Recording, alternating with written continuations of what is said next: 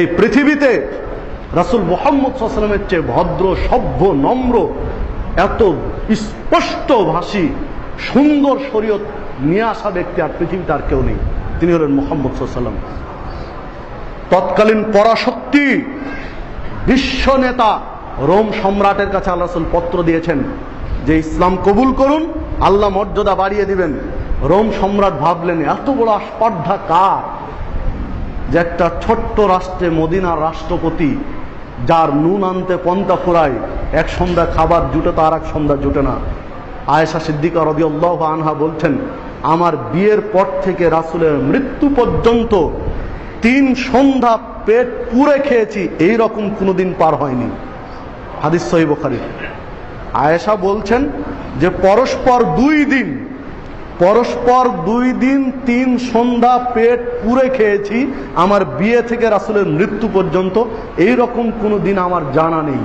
আয়েশা বলছেন, হাদিস সহিহ বুখারী। তো এইরকম একটা ভুখা নাঙ্গা রাষ্ট্রের প্রেসিডেন্ট, তৎকালীন পরাশক্তি বিশ্ব নেতা রোম সম্রাটকে পত্র দিচ্ছেন, আপনি ইসলাম কবুল করুন, আল্লাহ মর্যাদা বাড়িয়ে দেবেন। খুঁজতে জানতে চাইলেন যে লোকটার শক্তির উৎস কোথায়, এত বড় সাহস করে আমাকে পত্র দিয়েছেন। তাহলে জানা দরকার, দেখো তো আরবের কোনো কাফেলা এই এলাকাতে এসেছে কিনা বাণিজ্যের। খুঁজতে খুঁজতে পাওয়া গেল একটা কাফেলা আবু সুফিয়ানের নেতৃত্বে। আবু সুফিয়ান তখন ইসলাম কবুল করেননি, অমুসলিম। আবু সুফিয়ানের কাছে আল্লাহ রাসূল সম্পর্কে, ইসলাম সম্পর্কে, সাহাবীদের সম্পর্কে, তাদের আদর্শ কার্যক্রম সম্পর্কে বিস্তারিত আলোচনা শুনলেন। একজন অমুসলিম বর্ণনা দিলেন ইসলাম সম্পর্কে। তার বর্ণনা শুনে এবার বলছেন, ইনকানা মা তাকুলু হাক্কান, তুমি যে তথ্য আমার কাছে বললে এটা যদি হক হয়ে থাকে, সত্য তথ্য যদি তুমি দিয়ে থাকো, ফাসায়ামলিকু মাউদিয়া কদামাইয়া হাতাইন, তাহলে মক্কা মদিনা ভাবছো। মানে তার কথার মধ্যে এরকম একটা ভয় ছিল যে তিনি মক্কা থেকে মদিনায় গিয়ে মদিনায় রাষ্ট্র বানিয়ে ফেলেছেন, আমরা এখন ভয় করছি হয়তোবা মক্কা তিনি দখল করে নেবেন, খুব শীঘ্রই তিনি হয়তোবা মক্কা বিজয় করে নেবেন, আমরা এই আশঙ্কা করছি।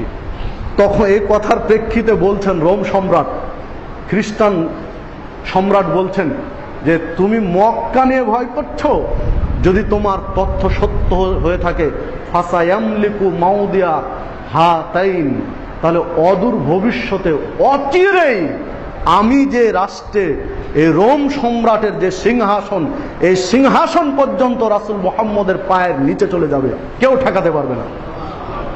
তুমি যে আদর্শের কথা বললে, রাসূলের যে তুমি স্বীকৃতি দিলে, তথ্য যদি ঠিক থাকে, তাহলে তোমার শুধু মক্কা নয়, এই রোম পর্যন্ত মুসলমানদের করায়ত্তে হয়ে যাবে, রাসূলের পায়ের নিচে যাবে, কেউ ঠেকাতে পারবে না। এরপরে বলছেন আবু সুফিয়ান, হতভাগ্য তোমরা, দুর্ভাগা, ওয়ালাউ কুনতু ইনদাহু, যদি আমি তার কাছে থাকতাম, এই সুযোগ যদি আমি পেতাম তার কাছে থাকার, ওয়ালাউ কুনতু ইনদাহু লা গসলতু আন কাদামিহি, আমার 2 হাত দিয়ে রাসূলের পা ধুয়ে প্রমাণ করতাম যে আপনি পৃথিবীতে সবচেয়ে বড় মানুষ। একজন খ্রিস্টান পণ্ডিত বলছেন, একজন খ্রিস্টান শুধু পণ্ডিত নয়, একজন খ্রিস্টান তৎকালীন পরাশক্তি সম্রাট কথা বলছেন যে যদি রাসূলের পাশে থাকতাম, আমি নিজ 2 হাতে তার পা ধুয়ে তাকে জানাতাম যে আপনি পৃথিবীতে সবচেয়ে বড় নেতা।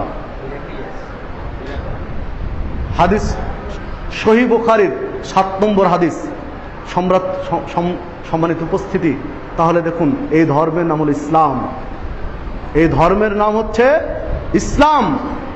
ইসলাম যে ধর্ম, আল্লাহ রাসূল সাল্লাল্লাহু আলাইহি ওয়াসাল্লাম বলছেন, মান কতালা নাফসান মুআহাদান, যদি সন্ধি চুক্তিতে কর বা ট্যাক্স দিয়ে মুসলিম রাষ্ট্রে অমুসলিম বসবাস করছে, ইহুদি হোক, চাই খ্রিস্টান হোক, চাই হিন্দু হোক, চাই বৌদ্ধ হোক, চাই আর যাই হোক না কেন, যদি মুসলিম রাষ্ট্রে চুক্তিবদ্ধ হয়ে কর বা ট্যাক্সের বিনিময়ে বসবাস করে, আর এই লোকটাকে যদি কোনো মুসলিম হত্যা করে, ওই অমুসলিমকে, লাম ইয়ারিহ রায়হাতাল জান্নাহ, তাহলে ওই লোকটা জান্নাতের সুগন্ধি কোনোদিন পাবে না। অথচ জান্নাতের সুগন্ধি, জান্নাতে যেতে এখনো 70 বছর বা 100 বছর লাগবে, এত দূর থেকে জান্নাতের সুগন্ধি পাওয়া যাবে। হাদিস সহিহ মুসলিমের। সম্মানিত উপস্থিতি, তাহলে দেখুন যেই ধর্মের এত কনসেপ্ট, এই ধর্মকে আজকে এই অমুসলিমরা আর কিছু নামধারী কপট মুসলিম, হতভাগ্য মুসলিম, তারা এই ইসলামকে বলছে জঙ্গিবাদ, ইসলামকে বলে চরমপন্থী, এই ইসলামকে নেগলেক্ট করে চলে। তাদের ন্যূনতম জ্ঞান আছে কিনা ইসলাম সম্পর্কে সন্দেহ হয়। যে ইসলাম, যে বিধান, যে কোরআনে আল্লাহ বলছেন মান কতালা নাফসান বিগাইরি নাফসিন আও ফাসাদিন ফিল আরদ, যদি অন্যায়ভাবে ফিতনা বা ফাসাদ সৃষ্টি করার জন্য একজন মানুষকে কেউ হত্যা করে, ফাকান্নামা কতালান নাসা জামিয়া, ও যেন সারা পৃথিবীর মানুষকে হত্যা করার ন্যায় অপরাধ করলো। সারা পৃথিবীর মানুষকে হত্যা করলে যে অপরাধ হয়, একজন মানুষকে অন্যায়ভাবে ফিতনা ফাসাদের জন্য হত্যা করলে সমান পাপ হয় বলে আল্লাহ উল্লেখ করছেন সূরা মায়েদা 32 নম্বর আয়াত। আল্লাহ রাসূল বলছেন লা কাতলু মুমিনিন আযামু ইনদাল্লাহ মিন যাওয়ালিদ দুনিয়া, একজন মুসলিমকে, মুমিনকে হত্যা করা অন্যায়ভাবে আল্লাহর নিকটে দুনিয়া ধ্বংস করলে যে পাপ হবে, তার চেয়ে বড় পাপ একজন মানুষকে হত্যা করা। হাদিস সহিহ নাসাইয়ের মধ্যে।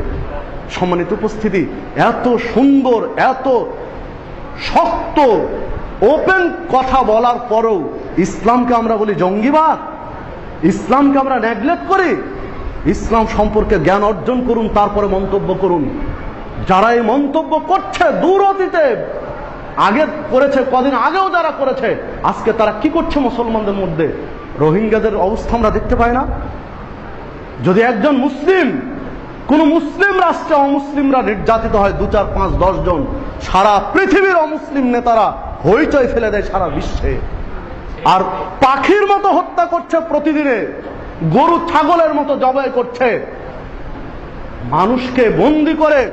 রানী ইসাবেলা এবং রড্রিক স্পেনে যে মানুষকে মসজিদের মধ্যে জমা করে বাহির থেকে তালা লাগিয়ে আগুন ধরিয়ে পুড়িয়ে মেরেছিল, পৃথিবীর ইতিহাসে এত বর্বর ইতিহাস আর পাওয়া যায় না।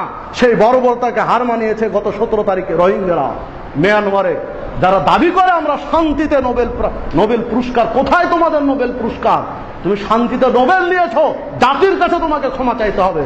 যদি আজকের হয়, কিয়ামতের দিনের জবাব তোমাকে দিতে হবে। কেন তুমি আজকে মুখে কুলু পেটে বসে আছো? কেন তোমার মুখে জবাব নেই? কেন তুমি কথা বলতে পারো না? তুমি শান্তিতে নোবেল দেখে কি বুঝাতে যাও জাতিকে?